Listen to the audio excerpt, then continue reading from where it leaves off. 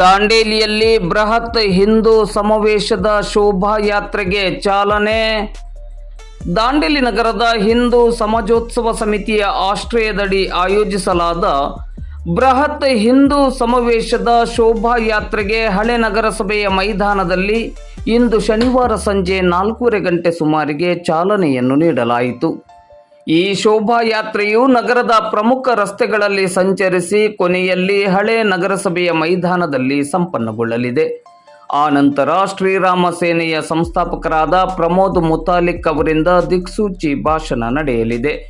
DYSP Shivananda ಮದರಕಂಡಿ ಅವರ ನೇತೃತ್ವದಲ್ಲಿ police ಅಧಿಕಾರಿಗಳು ಹಾಗೂ ಸಿಬ್ಬಂದಿಗಳು ಭದ್ರತೆಯನ್ನು ಒದಗಿಸಿದ್ದಾರೆ.